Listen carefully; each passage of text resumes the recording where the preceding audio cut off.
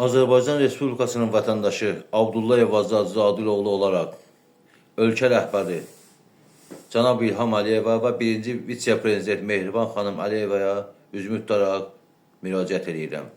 Cənab Prezident, bir dövlət qurumunun vətəndaşın əmlakını mənimsədiyi halda və dövlət adından çıxardılan məhkəmə, hökm və qətnamalar olduğu halda dövlət qurumu tərəfindən ödənilməməsi və Ədliyyə Nazirliyi İcra Propiasiya şöbəsi tərəfindən məhkəmə qətnamalarının icra olunmaması nə kimi düzgündür?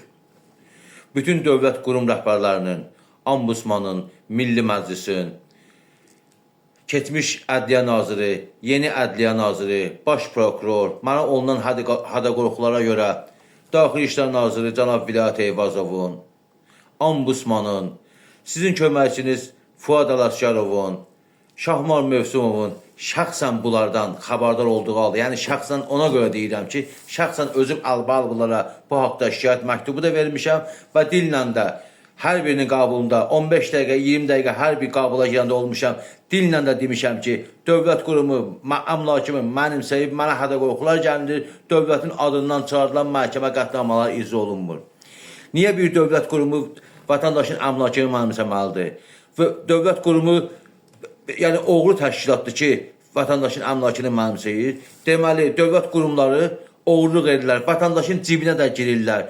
Ona görə deyirəm ki, bunu dövlətin adından çıxardılan qərarlara, dövlətin konstitusiyasına belə hörmətlənmirlər. Niyə bir belə dövlət qurum rəhbərlərinin bu işdən xəbərdar olduğu halda indiyə kimi 5 ildən çoxdur ki, məhkəmə qətnamaları çıxardılıb, niyə bugünkü günə kimi icra olunmur? Niyə İcra Propiasiya şöbəsi dövlət qurumunun tərəfini saxlayır, dövlət qurumunun lehinə icra tədbirləri aparır? Niyə mən vətəndaş olaraq 5 ildir 150 manat pensiya alıram, onu da elə Şirvan məhkəməsinin, Lənkəran məhkəməsinin yollarında verirəm? Nə üçün? Nəyə görə bugünkü gündə əmlakın mənimsəldiyi halda Ekologiya və Təbii Sərvətlər Nazirliyinin məcburan mənim əmlakım mənimsəlib, ödənilmir, sistem çəkirəm, bağlarım acından ölür, özüm pis vəziyyətdə yaşayıram. Nəyim var bu dövlət qurumundadır? Dövlətimin qanunları var, dövlətimin məhkəməsi var. Mənim xeyrimə, mənə dəymiş ziyana görə məhkəmə qətnaması çıxardıb. Bugünkü günə kimi icra olunmur. Əksinə olaraq, bu günləri Ekologiya və Təbii Sərvətlər Nazirliyi məmurları mənə məhkəməyə veriblər ki, 8.000 manat bizim şərəf və layiqətimizi tapdaladığına görə bizə təzminat var. Niyə? Niyə siz vətəndaşın əmlakını mənimsəmişsiniz ki, bugün vətəndaş sizin adını çəkir, 8.000 manatdan məndən təzminat istəyirsiniz? Nə üçün? Birinci açılış məhkəməsində mən məhkəmə qətnamaların hakimə təqdim edəndən sonra, hakim baxandan sonra ki, vətəndaşın adına çıxardılan məhkəmə qətnamaları var. Bunu dövlət qurumu olaraq icra eləmirsiniz. Hala vətəndaşı buna məcbur eləmirsiniz bu heç. İndi vətəndaşdan təzminat da istəyirsiniz, 8.000 manat təzminat. Cənab Prezident, budur vətəndaşa qoyulan hörmət, budur dövlət qanunlarına qoyulan hörmət, budur məhkəmə qətnamalarına qoyulan hörmət.